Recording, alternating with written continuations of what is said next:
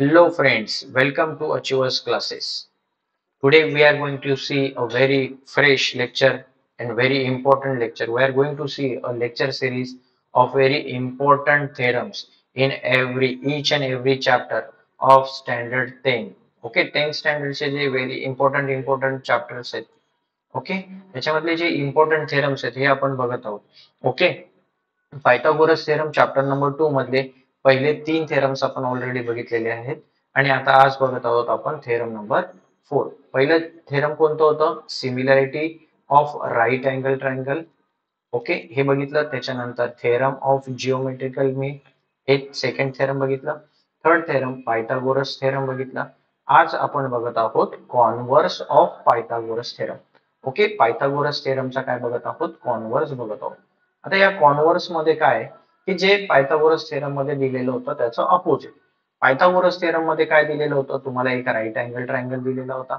Okay, तर हा right angle triangle आहे.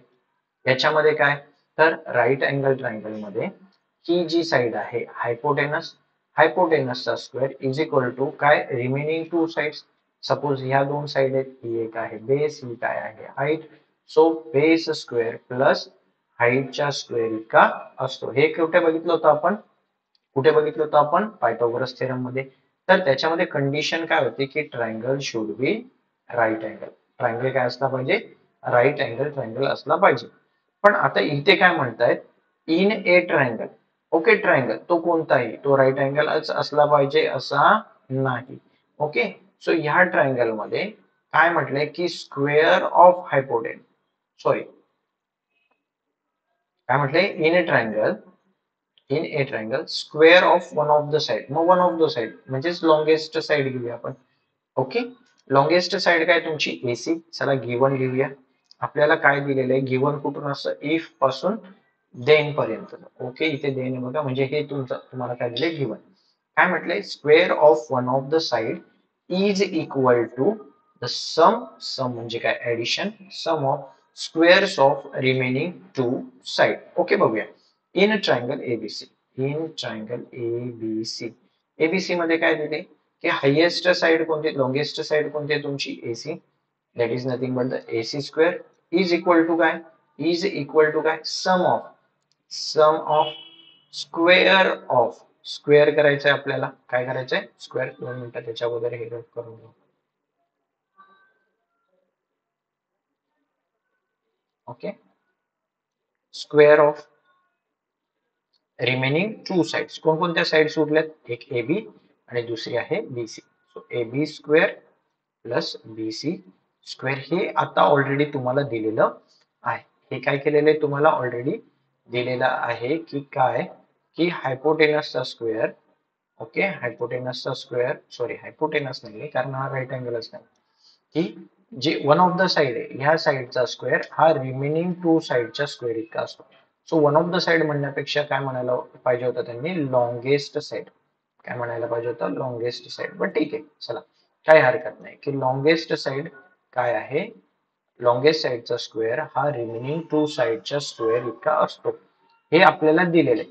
ओके, आता मग काय जर असं असेल तर देन मग प्रूव्ह काय प्रूव्ह करायचं आहे आपल्याला की जर असं असेल तर लॉंगेस्ट साइडचा स्क्वेअर हा रिमेनिंग टू साइडच्या स्क्वेअरच्या सम इतका असतो. असं जर असेल तर जो दिलेला ट्रायंगल आहे तो काय असतो? राईट अँगल ट्रायंगल असतो. म्हणजेच काय रे की triangle A B C is a right angle triangle. Okay, काय राईट अँगल ट्रायंगल. आणि राईट अँगल ट्रायंगल कधी येईल? ज्यावेळेस हा बी अँगल काय यायला पाहिजे? 90 डिग्री. देअरफॉर आपल्याला लिहिता येईल काय प्रूफ करायचंय? Angle ABC should be 90 degree. ABC काय असला पाहिजे? 90 डिग्रीचा असला पाहिजे. मग आता आहे का तो 90 डिग्रीचा? नाहीये. चला, मग आता याच्यासाठी आपल्याला काय करावं लागेल? एक कन्स्ट्रक्शन करावं लागेल. काय कन्स्ट्रक्शन करायचंय बघा की आपल्याला एक ट्रायंगल ड्रॉ करायचा. कोणता triangle? Draw triangle P Q R. कोणता ट्रायंगल ड्रॉ करायचा आहे? P Q R. बघा आपण इथे triangle P Q R draw केला. पण याच्यामध्ये अँगल पी क्यू आर काय असला पाहिजे? 90 डिग्रीचा असला पाहिजे. ओके, पी क्यू आर काय असला पाहिजे? 90 डिग्रीचा असला पाहिजे. बघा इथे दाखवलेलं आहे आपण 90 डिग्रीचा आहे. ओके. मग PQR कसा ड्रॉ करायचा आहे? ड्रॉ PQR सच दॅट काय की AB बघा, AB आणि हा PQ कसा असला पाहिजे? कॉन्ग्रुएंट असला पाहिजे किंवा इक्वल असला पाहिजे. AB इज इक्वल टू काय असला पाहिजे? PQ. आणि BC आणि QR कसा असला पाहिजे? इक्वल असला पाहिजे. मग ते पण लिहूया. BC is equal to QR. बघा काय केले, कन्स्ट्रक्शन कळलं ना? की एक ट्रायंगल काढला आपण. कोणता ट्रायंगल काढला रे? PQR हा ट्रायंगल काढला. या ट्रायंगल मध्ये काय आहे की PQ ही साइड किती काढली आपण? AB एवढी काढली, म्हणजे PQ is equal to AB. आणि BC साइड इतकं काय असलं पाहिजे? QR असलं पाहिजे. ओके, हे आपण काय केलंय? ड्रॉ केलं. ओके, चल मग आता या प्रूफ घेऊया आपण. Proof. Okay, in triangle PQR मध्ये अँगल PQR किती दिलाय रे तुम्हाला? 90 डिग्री दिलाय. बघा अँगल PQR किती दिलाय तुम्हाला? 90 डिग्रीचा दिलेला आहे. मग 90 डिग्री आहे, मग देअरफॉर बाय पायथागोरस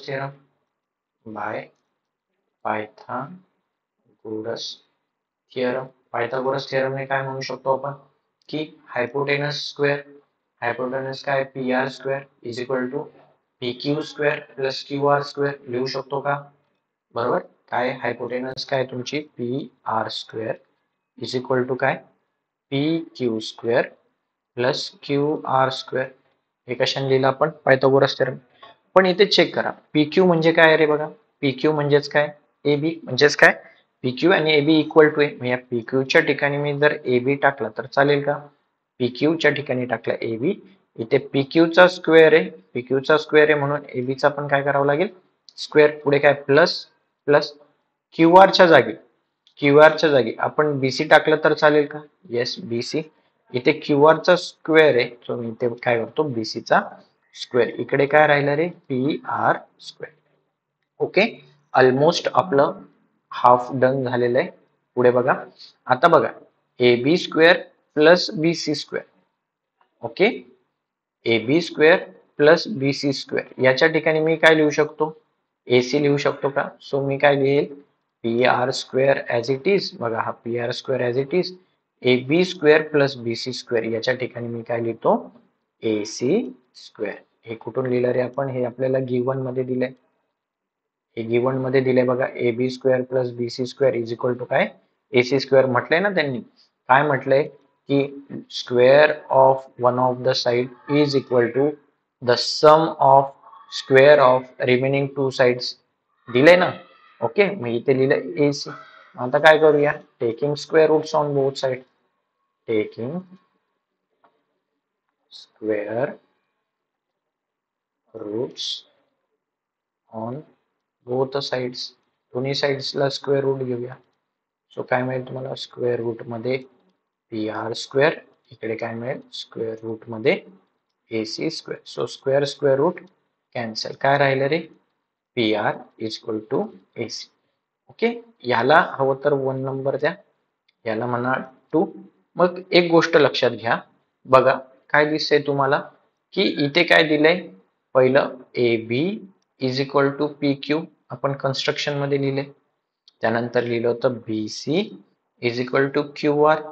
आणि आता तुमच्या काय लक्षात येते? या थर्ड इक्वेशन वरनं बघा, इथे काय आहे की हा AC काय लक्षात येते? AC आणि PR पण काय आहे? इक्वल. म्हणजे ह्या ट्रायंगलची ही साइड या ट्रायंगलच्या या साइडशी इक्वल आहे, ही साइड या साइड सोबत इक्वल आहे. आणि आता आपण काय प्रूफ केलं की ही साइड आणि ही साइड सुद्धा काय? इक्वल. म्हणजेच हा ट्रायंगल आणि हा ट्रायंगल कॉन्ग्रुएंट झाला का? By yes test of congruency. So we can write it as therefore triangle ABC is congruent to triangle PQR. दोन्ही ट्रायंगल कॉन्ग्रुएंट आहे का? yes test of congruency. Okay, याने कॉन्ग्रुएंट. आणि मला सांगा, जर मग दोन ट्रायंगल्स कॉन्ग्रुएंट असतील, हा ट्रायंगल आणि हा ट्रायंगल जर कॉन्ग्रुएंट असतील, तर त्यांचे करस्पॉन्डिंग अँगल्स पण कॉन्ग्रुएंट असतील. म्हणजे अँगल ए पी शी कॉन्ग्रुएंट असेल, बी क्यू शी कॉन्ग्रुएंट असेल आणि अँगल सी हा आर सोबत कॉन्ग्रुएंट असेल. आपल्याला काय जे इम्पॉर्टंट आहे तेच लिहा. फक्त angle A B C is equal to किती, angle P Q R. Yes or no? बघा, ए बी सी हा अँगल कोणाला कॉन्ग्रुएंट आहे, पी क्यू आर ला कॉन्ग्रुएंट आहे. बट पी क्यू आर किती आहे रे, 90 डिग्रीचा आहे. बघा इथे दिलेलं आहे P Q R is equal to 90 degree. म्हणजे अँगल एबीसी पण किती असला पाहिजे, angle ABC should be 90 degree.